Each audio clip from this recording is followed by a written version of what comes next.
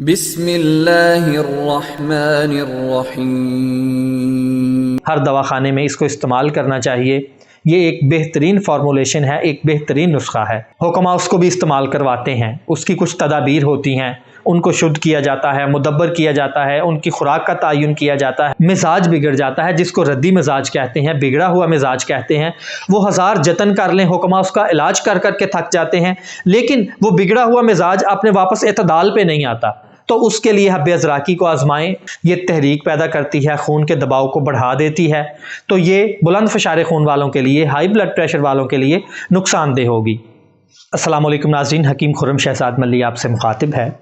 ناظرین، آج ہم طب یونانی کے ایک بہترین، ایک لاجواب مرکب پہ بات کرنے جا رہے ہیں، جس کو آپ مختصر ترین نسخہ کہیں تو وہ بھی غلط نہ ہوگا، جس کو آپ مختصر ترین خوراک کہیں، یعنی کہ اس کو خوراک کو استعمال کرنے کے حوالے سے یہ مختصر ترین ہے، یعنی کہ اس کی گولی بہت چھوٹی بنتی ہے، کالی مرچ کے برابر اس کی گولی بنائی جاتی ہے۔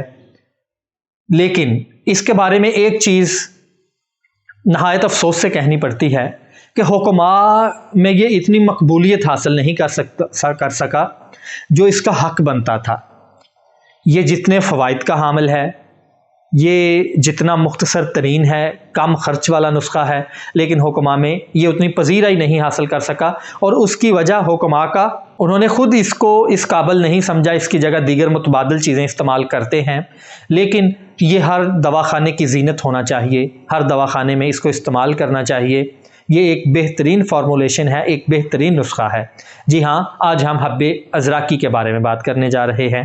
حب یعنی گولی اور ازراکی کچلے کو کہتے ہیں۔ ایسی گولیاں جو کچلے سے بنائی جائیں، یعنی حب ازراکی، اس میں جزو اعظم کچلا ہے۔ جب کچلے کا نام آتا ہے تو ہمارے ذہن میں کوئی قاتل دوائی آتی ہے، کوئی زہر آتا ہے، کیونکہ ہم یہی سنتے آ رہے ہیں کہ کچلا زہر ہے، اس کو استعمال نہیں کرنا چاہیے۔ تو میں نے اپنی پہلی ایک ویڈیو میں پہلے بھی بتا چکا ہوں کہ ایسی جو ادویات ہیں جو زہر ہیں، حکماء اس کو بھی استعمال کرواتے ہیں، اس کی کچھ تدابیر ہوتی ہیں، ان کو شدھ کیا جاتا ہے، مدبر کیا جاتا ہے، ان کی خوراک کا تعین کیا جاتا ہے۔ تو حکماء کو حکیم اس لیے کہتے ہیں کہ ان میں اللہ تعالیٰ نے حکمت دی ہوتی ہے، وہ اپنی حکمت کو، اپنی عقل کو استعمال کرتے ہوئے ایک ایسی چیز آپ کے لیے قابل استعمال بنا دیتے ہیں جس کو عام طور پر آپ قابل استعمال نہیں سمجھتے۔ تو یہ حب ازراکی کا نسخہ بھی ایسا ہی ہے، اس کو حکماء نے اپنی عقل سے، اپنی فہم و فراست سے اس قابل بنا دیا کہ یہ آپ کے لیے اب قابل استعمال ہے۔ تو اس میں کوئی بڑے اجزاء نہیں ہیں، صرف دو جز ہیں اس کے، ایک ازراکی خود ہے اور اس کے ساتھ فلفل سیاہ یعنی کالی مرچ ہے۔ یہ اس کے صرف دو جز ہیں جن کو وزن کی بھی کوئی قید نہیں ہے۔ اس میں آپ نے ازراکی کو مدبر کر لینا ہے، مدبر کرنے کے بعد اس کو خشک کر لیں، اس کا سفوف بنا لیں، اور اسی طرح کالی مرچ کو آپ جب بازار سے لے کے آئیں، اس کے ساتھ ڈسٹ ہوتی ہے، دیگر پارٹیکلز ہوتے ہیں، آپ اس کو دھو لیں، دھو کے اس کو سائے میں خشک کر لیں، اس کا پاؤڈر بنا لیں۔ دونوں جو ادویات ہیں، دونوں جو جز ہیں، ان کا پاؤڈر آپ برابر وزن لے لیں، اور پانی کی مدد سے یا ایلو ویرا کی مدد سے، کوارگندل کی مدد سے آپ اس کی لئی بنا لیں اور اس کی گولیاں بنا لیں۔ اس کی گولیاں آپ نے بنانی ہیں فلفل سیاہ یعنی کالی مرچ کے برابر۔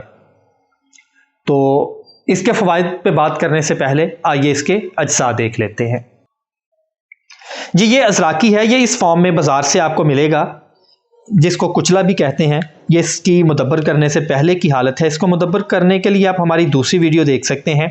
یہ تیسرے درجے میں گرم خشک ہے، اس کو مدبر کر کے ہی استعمال کرتے ہیں۔ یہ کچلا مدبر ہے، مدبر کرنے کے بعد یہ اس طرح اس کو ہم کاٹ کے بنا لیتے ہیں، اور اس کے بعد یہ جی فلفل سیاہ ہے، یہ صرف دو جز ہیں اس نسخے کے۔ تو اس کو آپ نے، یہ دونوں ادویات کو الگ الگ ہم نے پیس لیا ہے۔ اس میں سے دونوں کو آپ برابر وزن لے لیں۔ یہ دونوں ادویات کا مکس کیا ہوا پاؤڈر ہے، ہم نے دونوں کو برابر وزن لیا تھا۔ اس میں پانی شامل کر کے تو آپ کالی مرچ کے برابر گولی بنا سکتے ہیں۔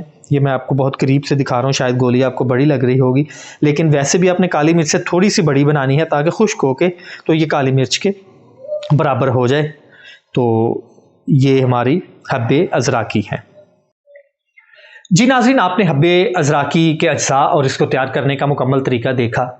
تو اب اس کے فوائد پہ بات کر لیتے ہیں، لیکن فوائد پہ بات کرنے سے پہلے میں پہلے بھی ایک بات بتا گیا ہوں، لیکن دوبارہ اس کو ریپیٹ کرنا چاہوں گا کہ کچلا آپ نے مدبر کر کے استعمال کرنا ہے، یعنی اس کو شدھ کر کے پھر آپ نے استعمال کرنا ہے، ادروائز یہ نقصان دہ چیز ہے۔ تو جو اس کو مدبر کرنے کی ویڈیو ہے وہ ہم الگ سے بنا چکے ہیں، تو آپ اس کو دیکھ لیں۔ یہاں پہ ہم ویڈیو کو مختصر کرتے ہوئے اس کے فوائد کی طرف آتے ہیں۔ حب ازراق کی خاص طور پر ہمارے جو نروس سسٹم ہے، جو ہمارے اعصاب کا نظام ہے، اس کے لیے بہت مفید ہے، اور اس کو ہم زیادہ استعمال کب کرتے ہیں؟ جب پیرالائز کا اٹیک آتا ہے۔ پیرالائز میں یہ خاص نتائج دیتی ہے، مریض ٹھیک ہو جاتا ہے۔ لیکن اس کو استعمال کرتے ہوئے آپ نے یہ دھیان رکھنا ہے کہ پیرالائز یا فالج، پیرالائز ایک سائڈ کا ہو سکتا ہے، نچلے دھر کا ہو سکتا ہے، کسی مخصوص عضو کا ہو سکتا ہے، کسی ایک انگلی کا ہو سکتا ہے، اس کے مختلف اقسام ہیں۔ تو آپ نے ایسے پیرالائز میں اس کو استعمال نہیں کروانا جو برین ہیمریج کی وجہ سے ہو، جس میں برین سٹروک ہوا ہو، یعنی جس کا سبب بلند فشار خون ہو۔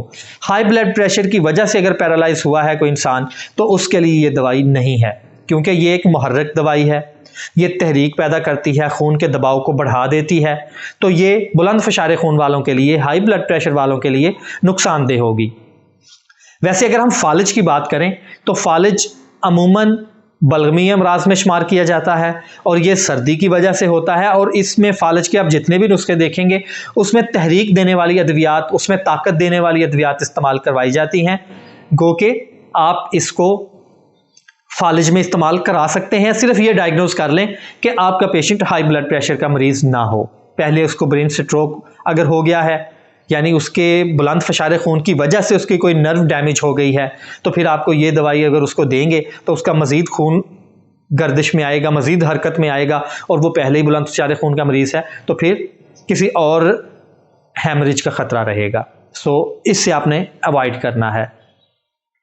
اور دوسرا آپ نے اوائڈ کرنا ہے اس کو استعمال کرواتے ہوئے، آپ نے حاملہ خواتین کو اس کا استعمال نہیں کروانا، تو یہ آپ نے خاص طور پر ذہن میں رکھنا ہے۔ اب اس کے فوائد کی بات کر لیں تو اعصاب کے لیے، نروس سسٹم کے لیے یہ بہترین چیز ہے۔ اس کے علاوہ یہ عضلات کے لیے، یعنی جو ہمارا مسکولر سسٹم ہے اس کے لیے بھی بہترین لاجواب اس کو طاقت دینے والی، حرکت دینے والی، قوت دینے والی بہترین دوائی ہے۔ اگر کسی کا بلڈ پریشر لو رہتا ہو، یہ شاید یہ میرے تجربے کی بات ہے، تو میں آپ سے یہ شیئر کرنا چاہ رہا تھا کہ ایسے جو مریض ہیں جن کا بلڈ پریشر ہمیشہ لو ہی رہتا ہے، یعنی کہ ویسے 120/80 نارمل بلڈ پریشر ہے، کچھ مریض ہمارے پاس ایسے بھی آتے ہیں جن کا 90/110 یا 80/100 اس طرح عموماً رہتا ہے، ہمیشہ ان کی یہی حالت ہوتی ہے۔ تو ان کو عام طور پہ یہی کہا جاتا ہے کہ آپ دودھ پئیں، نمک کا استعمال کریں، اس طرح کے یہ جو کولڈ ڈرنک وغیرہ میں نمک ڈال کے پئیں، یہ ٹوٹکے کیے جاتے ہیں۔ تو ان کے لیے حب ازراقی ایک لاجواب چیز ہے۔ صبح و شام 2 گولیاں آپ ان کو 3 ہفتے تک استعمال کرائیں، اور انشاءاللہ تعالی اللہ کے فضل و کرم سے بلڈ پریشر 120/80 پہ آ جائے گا، اور وہاں پہ ٹھہر جائے گا، نارمل ہو جائے گا، نہ وہ ہائی بلڈ پریشر کے مریض ہوں گے اور نہ وہ لو کے رہیں گے، آپ کو اعتدال پہ لے آئے گا۔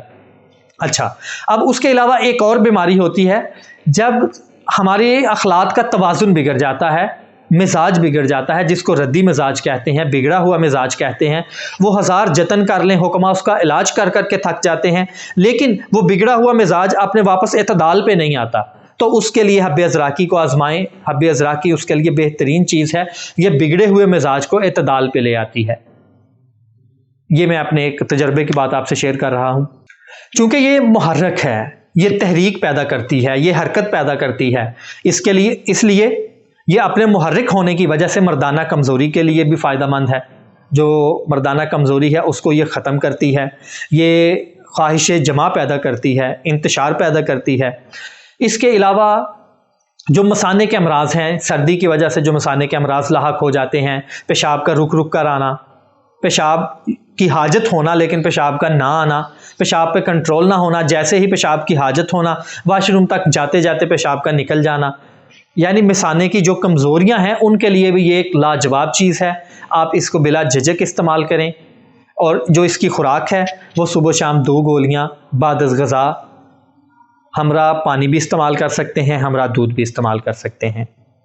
تو یہ ایک مختصر سا نسخہ تھا جس کو طب یونانی حب ازراقی کے نام سے جانتی ہے، تو جو میں نے آپ سے کے ساتھ شیئر کیا۔